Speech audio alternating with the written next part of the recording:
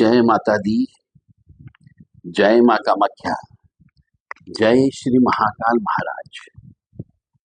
देव Radha trust Satyavani channel से आप सूर्य के संबंध में और अपने जीवन जिंदगी के संबंध में आज विशेष तौर से रहस्यमय ज्ञान सुनेंगे। यदि किसी मनुष्य का सूर्य अष्टम भाव का हो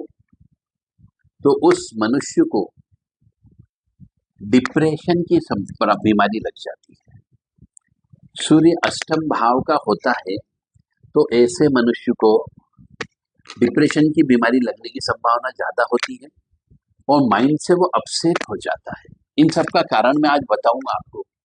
बहुत ही विश्लेषण रिसर्च करने के बाद में यह चीज हम आपके सामने प्रस्तुत कर रहे हैं कि सूर्य अष्टम भाव का जिसका भी हो, सब अपने अपनी कुंडली उठा करके देख लें और अष्टम भाव का सूर्य जिसका भी हो, लगन शब्द जहां लिखा रहता है उससे 8वें नंबर का कालम जो है, 8वें नंबर का जो खाना है उसे अष्टम भाव कहा जाता है। तो यदि सूर्य अष्टम भाव का होता है तो सूर्य के साथ डिप्रेशन की समस्या आने की संभावना बहुत ज्यादा होती है, मेंटली अपसेट रहने की संभावना भी बहुत ज्यादा होती है। और यदि अष्टम भाव में सूर्य के साथ में मंगल हो तो झगड़े बहुत ज्यादा होते हैं, क्योंकि सूर्य भी गर्म है, मंगल भी गर्म ग्रह होता है। तो इस प्रकार से बहुत सारे कष्ट मिलने की संभावना होती है। यदि सूर्य के साथ में बुध भी हो अष्टम भाव में तो मुख का रोग होने की संभावना बहुत ज्यादा होती है। और यदि अष्टम भाव के साथ में गुरु भी बैठा हुआ हो तो पेट की या मोटापे की बीमारी होने की संभावना बहुत ज्यादा होती है। यदि अष्टम भाव का सूर्य के साथ में शुक्र भी साथ में बैठा हो तो ऐसे मनुष्य को गुप्त रोग होने की संभावना ज्यादा होती है। ये सब क्यों होता है वो कारण मैं आपको बताऊंगा। बहुत ही गहनता से विश्लेषण करने के बाद हर एक चीज को मैं स्पष्ट करूंगा। तो गुरु यदि अष्टम भाव का सूर्य हो तो शुक्र के साथ बैठा हो तो वह यौन रोग देता है, गुप्त रोग प्रदान करेगा, शुगर की बीमारी दे देगा, थायराइड की बीमारी दे देगा। इन समस्याओं से जूझना पड़ता है। यदि सूर्य अष्टम के साथ में शनि भी साथ में हो तो फिर कोर्ट कचहरी होने की संभावना बहुत ज्यादा होती है और कोर्ट कचहरी में हार भी होने की संभावना ज्यादा होती है। और यदि सूर्य के साथ में केतु बैठा हुआ हो तो यह तंत्र मंत्र काला जादू होने की संभावना ज्यादा बताता है और ऊपरी बाधा के कारण मृत्यु होने की संभावना भी होती है। तो अष्टम भाव जो है मृत्यु का भाव कहलाता है। इसलिए यहाँ पे हमने आपको बताया कि यदि ये घर बैठे हुए हों तो इसी वजह से तकलीफ देकर के मनुष्य की मृत्यु हो जाती है। और यदि अष्टम भाव का स्वामी यानी कि जो 5 नंबर होता है, यदि उस पे शुभ ग्रह बैठे हुए हों तो ऐसे व्यक्ति की मृत्यु बड़ी आसानी से हो जाती है। और यदि अष्टम भाव का स्वामी पाप ग्रह, क्रूर ग्रह यानी शनि, मंगल या सूर्य या राहु केतु से पीड़ित हो तो इंसान की जो मृत्यु होती है वह अकाल मौत होने की संभावना होती है। अब बहुत से मनुष्यों की जो अकाल मृत्यु हो जाती है उसके पीछे के कारण यही होते हैं, तो उसका हर चीज का इलाज भी है। अब आपको ये ज्ञान ही नहीं है कि मेरे या मेरे परिवार में किसी की अकाल मृत्यु होने की संभावना है, तो आप अपनी पत्रिका उठाएं जहां पे लगन लिखा, उस लगन से 8वां खाना जो होता है उसे अष्टम भाव बोलते हैं। उसमें यदि ये ग्रह बैठा हुआ हो, सूर्य ग्रह या सूर्य के साथ में कोई अन्य ग्रह बैठे हुए हो तो उसका अर्थ मैं आपको बता रहा हूं। और जब ऐसे मनुष्य की अकाल मृत्यु हो जाती है तो ऐसे मनुष्य की घर के बीच में ही आत्मा अटक जाती, क्योंकि उसने पूरा जीवन नहीं जिया। अधूरे जीवन में वो मर गया, तो उसकी आत्मा घर के सदस्यों के बीच में अटक जाती है। अब उसकी पत्नी भी हो सकती है, बच्चे भी हो सकते हैं, यदि स्त्री है तो पति भी हो सकता है, और फिर उसकी आगे की गति नहीं होती है। जब आगे, जो कि अष्टम भाव जो है आत्म कारक ग्रह है, आत्मा का कारक है, और जब वो कुएं में गिर गया, कुएं का मतलब होता है, अष्टम भाव को हम कुआं बोलते हैं, अंधेरा कुआं, या अष्टम भाव को हम बोलते हैं शमशान, तो उसकी आगे की गति नहीं होती है। फिर क्या होता है कि वह, अब हम जब उसके मनुष्य के लिए, आत्मा की मुक्ति के लिए पूजा पाठ करते हैं, और जब मांगलिक कार्यक्रम में हम पूजा पाठ करते हैं, तो उस समय किसी न किसी मनुष्य को आभास होता है कि कोई व्यक्ति मेरे आगे पीछे चल रहा है, तो मांगलिक कार्यक्रम में वह अपनी उपस्थिति देता है, या कभी कभी शरीर में भी आ जाता है, और देवी देवताओं के रूप में आ जाता है, या फिर कभी पितृ के रूप में आ जाता है, और अपनी उपस्थिति दर्ज कराता है, मुझे भी पूजा जाए, मैं भी इस घर का सदस्य हूं। और जब मनुष्य उन प्रेतों को, उस पितृ को देवताओं के रूप में पूजने लगते हैं, तो आगे चलकर उस मनुष्य का परिवार को नुकसान पहुंचाना चालू कर देते हैं। इसलिए मैं बार बार कहता हूं कि पितरों की पूजा घर के बाहर की जाती है, घर के अंदर नहीं करना चाहिए। पितरों को नदी किनारे तर्पण करो, पिंडदान करो, पीपल के वृक्ष के नीचे पूजना चाहिए। और जो भी व्यक्ति अकाल मृत्यु को प्राप्त हो गया, उसका मंदिर नहीं बनाना चाहिए। जो व्यक्ति ऐसी अकाल मृत्यु को प्राप्त हुआ, वो शरीर में आके बोले कि मुझे घर के अंदर जगह दो, मैं घर के अंदर बैठूंगा, मैं तुम्हारी मदद करूंगा, तो वह सब झूठ बोलता है। तो जिनके यहाँ पर भी ऐसे पित्र आ रहे हो शरीर में, और पित्र आकर के कुछ दिन तक तो आपका हो सकता है भला करें, जिससे आपको लोभ लालच की उत्पत्ति हो जाती है, कह रहे ये तो भला कर रहे हैं, लोग बात गलत बोलते हैं, तो वो 2 4 5 साल आपका भला करेंगे, उसके बाद जो देते हैं वह मैं ब्याज के वसूल लेते हैं। मतलब कई बार तो बच्चों की मौत ले लेते हैं, बड़े बुजुर्गों के बजाय जवान की मौत लेते हैं, और आपको पता ही नहीं चलता। फिर आप उनके ऊपर इल्जाम लगाते कि आप कहाँ थे, तो कहेगा ये विधि का विधान है। इसीलिए पितरों की बिल्कुल पूजा आपको नहीं करना है, घर के अंदर बिठाना नहीं है, ईश्वर मान करके पितर की पूजा नहीं करना है, मतलब प्रेत की जो शरीर में आ रहा है, अन्यथा वो परिवार को नुकसान पहुंचाना प्रारंभ कर देता है। तो ऐसा कब होता है, जब जिस मनुष्य का सूर्य अष्टम भाव में बैठा हुआ हो, मंगल के साथ में, शनि के साथ में, या राहु केतु के साथ में, तब अकाल मौत होने की संभावना बहुत ज्यादा होती है।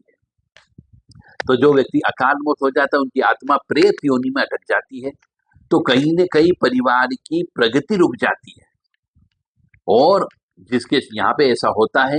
किसी के चले जाने के बाद अचानक से बर्बादी प्रारंभ हो जाती है। कोई व्यक्ति कहता है ना कि साहब जब तक वो जिंदा था, बहुत मेहनत करता था, उसका भाग्य साथ देता था, वो जिस काम में हाथ डालता था उस काम में सफल हो जाता था, तो ये उसका पुण्य था, वो पुण्य उसके साथ चले गए। तो जब पुण्य चले जाते हैं, तो फिर अचानक से बर्बादी प्रारंभ हो जाती है। तो ये बर्बादी कई बार प्रेत आत्मा भी करती है। और कई बार ऐसा होता है कि किसी व्यक्ति के जाने के बाद कोई व्यक्ति बहुत गंभीर बीमारी से ग्रसित हो जाता है, कोई लाइलाज रोग लग जाता है। तो वो लाइलाज रोग का मतलब ये है कि वो घर परिवार का सदस्य जो मरा, जिसकी आत्मा अपने परिवार में रह गई, जिसकी गति अच्छी नहीं हुई, वही उस व्यक्ति के शरीर के अंदर घुस करके उसको रोग दे करके उस घर के अंदर रहता है, और भोजन प्रसादी और खाना पीना खाता है, और आपका पैसा बर्बाद करवाता है। ओम देवताभ्य पितृभ्य महायोगिभ्य च नमः स्वधाय स्वाहाय नित्यमेव नमो नमः। इस मंत्र का जप ज्यादा से ज्यादा करना चाहिए। तो जो परिवार से चला गया, जो व्यक्ति मर गया, उसके अष्टम भाव का संबंध कहीं न कहीं राहु केतु और सूर्य से होता है। तो हमेशा ध्यान रखें, यदि आपके परिवार में, आपके कुल में ऐसा हुआ हो कि किसी व्यक्ति के जाने के बाद में धीरे धीरे आपका धंधा पानी चौपट हो गया हो,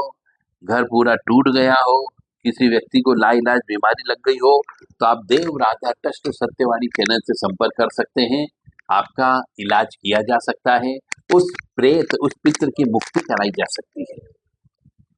7987237885 ये व्हाट्सएप नंबर है। इस नंबर पर आप संपर्क कर सकते हैं। 7649862712 इस नंबर पर भी व्हाट्सएप के माध्यम से संदेश देकर के आप संपर्क कर सकते हैं कि यदि आपके यहाँ पर किसी के मरने के बाद में आभास होता है कि घर में कोई है, या किसी के मरने के बाद में किसी की बीमारी लग जाती हो, गंभीर बीमारी लग जाती हो, डॉक्टरों को पकड़ में नहीं आ रही हो, तो आप देव राधा ट्रस्ट सत्यवाणी चैनल से संपर्क कर सकते हैं। या फिर किसी के मरने के बाद में आपका धंधा पानी चौपट हो गया हो, घर के अंदर बरकत नहीं रह रही हो, किसी के मरने के बाद में घर के अंदर भयंकर क्लेश, दुख, अशांति आ गई हो, तो भी आप देव राधा ट्रस्ट सत्यवाणी चैनल से संपर्क कर सकते हैं। आपका इलाज किया जा सकता है। परंतु उस प्रेत आत्मा को घर के अंदर आपको जगह नहीं देना है, मंदिर नहीं बनाना है। और फिर आजकल हम देख रहे हैं तंत्र विद्या के माध्यम से बहुत प्रचलन हो गया है, कलयुग है, तो कुछ लोग 10-20 हजार रुपए के चक्कर में पैसे का उपयोग करके किसी पर भी ब्लैक मैजिक यानी काला जादू करा देते हैं, जिससे बहुत से व्यक्ति जिनकी आत्मा कमजोर होती है ना, कि आत्मा कारक यानी सूर्य, यदि सूर्य कमजोर होता है तो वह व्यक्ति अकाल मृत्यु को प्राप्त होता है। मैं यहाँ पे बहुत सारी चीजों का हिंट आपको दे रहा हूँ कि किसी व्यक्ति के ऊपर जो भूत प्रेत लगते हैं वह हर किसी व्यक्ति के ऊपर नहीं लगते हैं। भूत प्रेत जब लगते हैं तो उसी के ऊपर लगते हैं जिसकी आत्मा कमजोर होती है।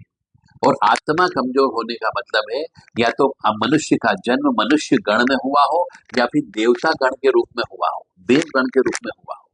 या फिर सूर्य अष्टम भाव में राहु केतु शनि के साथ बैठ जाए, या सूर्य अकेला भी अष्टम भाव में बैठ जाए, तो सूर्य आत्मा का प्रतीक है, सूर्य आत्मकारक है, सूर्य ऊर्जा का प्रतीक है। तो वो यदि अष्टम भाव का मतलब हो गया अंधेरे कुएं में गिर गया, या फिर शमशान में चला गया जहां अंधेरा होता है, नीरस जीवन होता है, तो आत्मा कमजोर हो जाती, जिसकी वजह से तंत्र मंत्र काला जादू होने की संभावनाएं बहुत ज्यादा होती है। और जब ऐसे व्यक्ति के ऊपर तंत्र मंत्र काला जादू से कोई चौकी छोड़ दी जाती है, बूट चला दी जाती है, मटकी चला दी जाती है, तो उसकी मृत्यु हो जाती है और अकाल मृत्यु को प्राप्त होता है। तो इसके लिए मनुष्यों को कि अकाल मृत्यु को प्राप्त न हो, आप अपने परिवार के किसी सदस्यों की पत्रिका अवश्य चेक करा लें कि किसी की ऐसे अकाल मौत होने की संभावना तो नहीं है। लग्न जहां लिखा है उससे 8वें नंबर का खाना, उस लग्न को भी 1 नंबर का खाना गिन करके 8 नंबर का खाना आपको बाईं तरफ से देखना है, अपने सामने से। बाईं तरफ का मतलब हो गया आपके जिधर का उल्टा आपका हाथ होता है, स्वयं का हाथ, वहां से 1 2 3 4 5 6 7 8वें नंबर का जो खाना आएगा, उस जगह सूर्य तो नहीं बैठा हुआ है, या सूर्य के साथ कोई ग्रह तो नहीं बैठा हुआ है। यदि बैठा हो तो आप अवश्य देव राधा ट्रस्ट सत्यवाणी चैनल से संपर्क करें, आपको उसका रिजल्ट बताया जाएगा कि जीवन में क्या होने की संभावना है। आप चाहें तो ज्ञान कर सकते हैं। तो ऐसे मनुष्य को जिसका सूर्य अष्टम भाव में बैठा हुआ है, ऐसे मनुष्य को जादू टोने से बचने के लिए हनुमान जी की सेवा ज्यादा से ज्यादा करना चाहिए, भगवान का नाम लेना चाहिए, ब्रह्म मुहूर्त में उठना चाहिए, ध्यान करना चाहिए और अपनी आभा मंडल को बढ़ाना चाहिए। सूर्य जब उगता रहता है तो सूर्य के सामने खड़े होना चाहिए, जिससे सकारात्मक शक्ति आपको प्राप्त होने की संभावना रहेगी। अपने विचार शुद्ध रखना चाहिए। और यदि पति पत्नी विवाह हो चुका हो तो जब भी पत्नी के साथ में संबंध बनाते हैं तो तुरंत स्नान करना चाहिए, मांस मदिरा का सेवन नहीं करना चाहिए, आहार शुद्ध रखना चाहिए, मासिक धर्म एमसी पीरियड रजस्वला अवस्था सूतक पातक में भोजन नहीं खाना पीना चाहिए, और घर के अंदर भोजन भी नहीं बनवाना चाहिए, मदिरा पान का सेवन नहीं करना चाहिए, मांस मछली अंडे का सेवन नहीं करना चाहिए, धूम्रपान तंबाकू का इत्यादि का सेवन करते हो तो बंद कर देना चाहिए, अन्यथा आपकी आत्मा खराब होती है। शुद्ध शाकाहारी आपको बने रहना है और शास्त्र के अनुसार आपको चलना है। यानी अब जो है आपको कोई ना कोई धर्म शास्त्र पढ़ते रहो और उसका पालन करते रहो, क्योंकि बहुत से मनुष्य आजकल ऐसा सोचते हैं कि यदि थोड़ा बहुत शराब पी ली तो क्या हो गया, थोड़ा बहुत मांस खा ला तो क्या हो गया, अंडे खा ले तो क्या हो गया, कौन देख रहा है, इसमें ऐसा नहीं है। तो लोग बाग ने ऐसा सोच लिया, अरे कोई ग्रह खराब नहीं होता है, जबकि ऐसा नहीं, सभी ग्रह करीब करीब जो उससे संबंध रखते हैं वह खराब होते हैं, और यदि वह ग्रह आपका अच्छा भी है तो भी खराब फल प्रदान करेगा। तो इसलिए इन चीजों का सेवन न करें, क्योंकि सूर्य आत्मा का कारक है, बहुत पवित्र है, और सूर्य को नारायण भी कहा जाता है। तो अब एक उदाहरण मैं आपको देता हूं समझाने के लिए, कि मान लीजिए कि आपने किसी पशु पक्षी का मांस खाया, जब उसको काटा गया तो उसकी न जाने कितनी अधूरी इच्छा थी, जो भी रही हो। अब इच्छा तो जैसे मनुष्य की होती है, ऐसे पक्षियों की भी होती है, कि उसकी भी विवाह हो, उसके भी अंडे पैदा हो, उसके भी बच्चे पैदा हो, उसका भी घर बने। तो उसके काटने के पहले जो उसकी अधूरी इच्छा रह गई, अब आपने उसका मांस का भक्षण किया, तो उसकी जो इच्छाएं हैं वह सब इच्छा आपके शरीर में प्रवेश करेगी, क्योंकि उसकी आत्मा भी आपके शरीर में प्रवेश करेगी, क्योंकि आप उसका मांस खाओगे। तो जैसा आहार हम करते हैं वैसा ही हमारा चरित्र बनता है, और वैसा ही हमारा मन बनता है, और वैसी ही हमारी आत्मा काम करती है। तो जैसे जैसे आप मांस शराब खाना पीना अंडे ये सब चालू रखोगे तो आप में बदलाव आना शुरू हो जाएगा, और जब बदलाव आना शुरू हो जाएगा तो जैसे ही मांस का सेवन करते हैं, सबसे पहले शनि खराब होगा आपका। इसलिए कहते हैं कि जिनका शनि खराब है, ऐसे मनुष्य को तो मांस को टच भी नहीं करना चाहिए, पराई स्त्री को टच नहीं करना चाहिए, शराब का सेवन नहीं करना चाहिए, अन्यथा शनि पटक पटक करके मारता है। फिर आप कहोगे साहब किसी ने तंत्र विद्या कर दी, किसी तांत्रिक को बदनाम करोगे, किसी साधक मनुष्य को बदनाम करोगे, किसी पंडित पुजारी को बदनाम करोगे, किसी भगत को परेशान करोगे। तो आपसे विनम्र निवेदन है कि अपनी इस जिह्वा पर भी लगाम लगाए, और अपने अंदर गिरेबान में झांक करके देखो, अपनी आत्मा में झांक करके देखो कि आपने क्या पाप कर्म किया और क्या पुण्य कर्म किया, और पिछले जन्म में कितने पाप कर्म करके आए हो, पहले वो तो पता लगा लो। तो धीरे धीरे जब आप शराब मांस मदिरे का सेवन करने लगोगे, पराई स्त्री का भोग करने लगोगे, तो शनि खराब होना चालू हो जाएगा।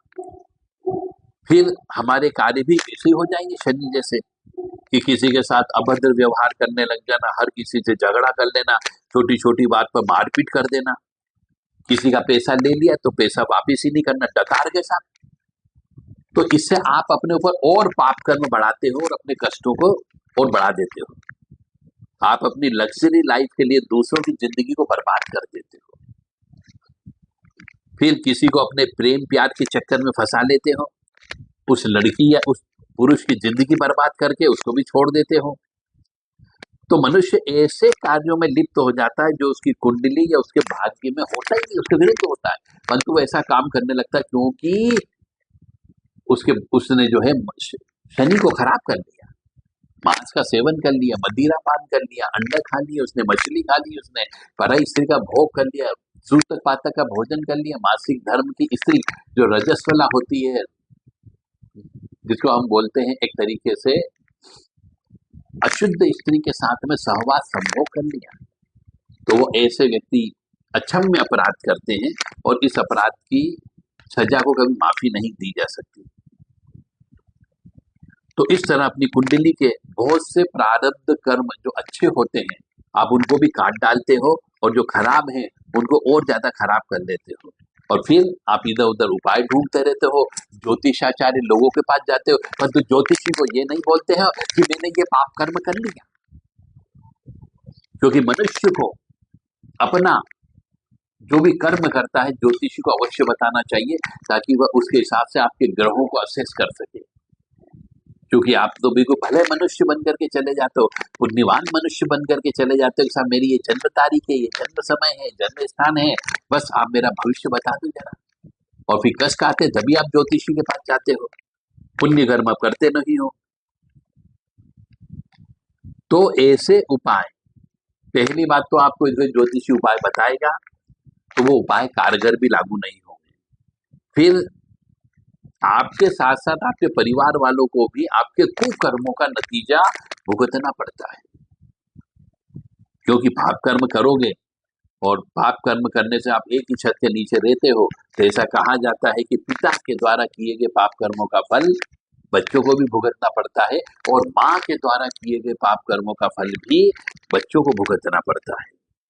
इसलिए कहा जाता है कि कुंडली में कोई भी उपाय आप करवाओ तो सबसे पहले अपने आप को बदलो।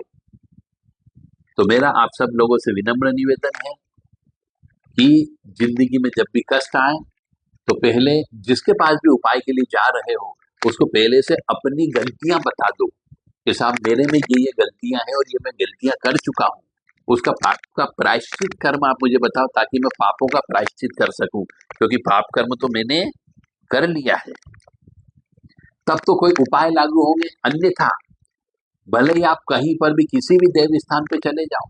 किसी भी सिद्ध स्थान पे चले जाओ, किसी भी मंदिर में चले जाओ, किसी भी मजार पे चले जाओ, किसी भी सिद्ध बाबा के पास चले जाओ, किसी भी ये ढोंगी लोगों के पास चले जाओ, बड़े बड़े दाढ़ी बाल जटा वालों के पास चले जाओ, किसी की ताकत नहीं जो तुम्हारे भाग्य को बदल सके। क्यों कि पाप कर्मों का फल तो ईश्वर देता ही देता है और जो अक्षम्य अपराध होता है उसको तो कोई क्षमा कर ही नहीं सकता। परमात्मा भी स्वयं आकर के नहीं कहता, वो कहता तेने जो अपने कर्मों की खेती में जो पाप के बीज बो करके आया है उसका फल तो मैं दूंगा ही दूंगा। तो आप कितनी ही किसी भी बाबा लोगों के पास जाकर के, महाराज लोगों के पास जाकर के नाक रगड़ लो, कोई भी आपके पापों को कम नहीं कर सकता। और चाहे कितने ही हवन करा लो आप किसी पंडित पुजारी से,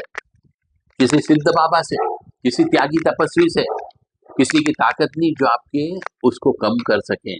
क्योंकि जब तक आप अपने आप को नहीं बदलोगे कि हाँ मैंने आज से शराब पीना बंद कर दी, हाँ मैंने मांस खाना बंद कर दिया, हाँ मैंने अंडे खाना बंद कर दिया, हाँ मैंने मासिक धर्म से युक्त स्त्री यानी अशुद्ध स्त्री के हाथ का बना हुआ भोजन खाना बंद कर दिया, हाँ मैंने सूतक पातक का भोजन बंद कर दिया, मैंने तेरहवीं का खाना भोजन बंद कर दिया। जब तक अपने आप को नहीं सुधारोगे, मैंने झूठ बोलना बंद कर दिया, मैं किसी का पैसा उधार लिया तब मैं वापिस करूंगा ये संकल्प लेता हूँ, ऐसे जब अपने आप को आप जब तक नहीं सुधारोगे तब तक ये पूजा पाठ भी नहीं लगेगी। क्योंकि अष्टम भाव का स्वामी शुभ ग्रह के साथ में होगा तो ही आपको फल मिलेगा, अन्यथा आपको अपमान मिलेगा, यह मान करके चलें। तो आप मेरी आपसे विनम्र नियुक्ति है कि आप सब लोग जो है धर्म कर्म का काम करें और अधिक से अधिक शुभ कार्य करें। जय माता दी, जय माँ कामाख्या, जय श्री महाकाल महाराज। अभी अष्टम भाव का और भी विश्लेषण बाकी है।